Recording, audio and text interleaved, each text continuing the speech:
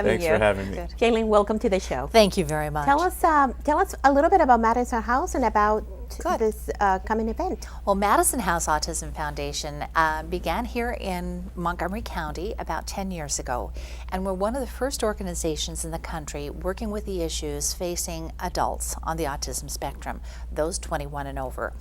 It's complex when you take into consideration the individuals, their parents, families, people who will be employers, neighbors. It is very complex and very interesting. And we have discovered that it is somewhat of an invisible population because a lot of people feel that when somebody graduates that all of a sudden autism disappears.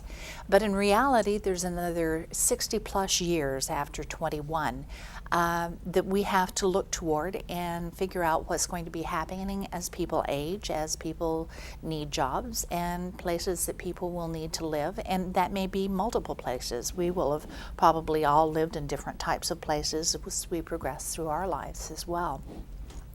And our very wise staff has put together something called Imagine 21.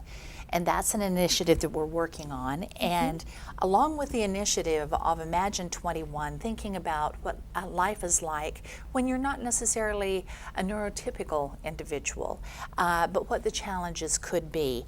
And we have something that's going to be made available to business people if they would like to have a showing in their businesses or offices, an art show actually. And this is one of the pieces of art. I love the cats. Isn't that fun? I think it's just cheerful and incredible.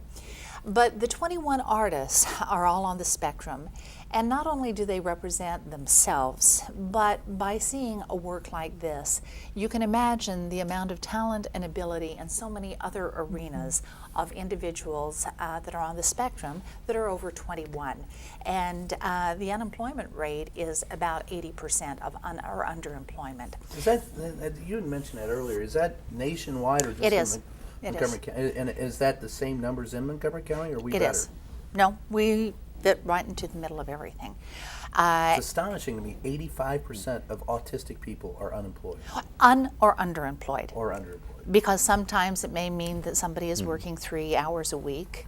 But what is happening with the rest of their lives? What is happening to the parents? And very often as someone turns 21, one of the parents drops out of the work world.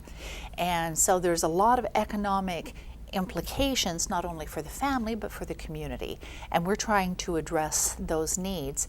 And the 21st of April, which is in the middle of Autism Month, we've had declared by Chris Holland, now Senator Chris Holland, as Autism After 21 Day. And we're going to be having a number of observances and different types of things in the county, and also there's some people joining us across the country that will be doing some things because And this is a national issue. JaLynn, another big issue that I know that you all focus on is the housing issue. Yes. So, and we got Rob here Right talking here. about housing too, but what is the challenge? Because you said that the parents may stop working, but at some point we're also talking about they are the parents, is what you're saying, going into adulthood and everything. So what are the things you're doing in the housing arena? Well, part of the answer that people have tried to have is, well, somebody can stay home with mom and dad. Well, that's fine, but if you think about the neurotypical population, if that happened, you know, what would be occurring within that family dynamic? But very often, parents are, well, they're aging. Period. Well, they are pass away aging as well. I mean, and they will pass away. You know, dad has Need to be cancer, ready, mom yeah. is, you know, And that I think is the biggest 110 worry pounds. that parents with kids with autism or disabilities is their biggest fear. Yes. That's Where the are one they going concern to I be? hear over from aging parents. And What's will gonna the happen. individual be in the type of an environment that is best suited for them and for their desires?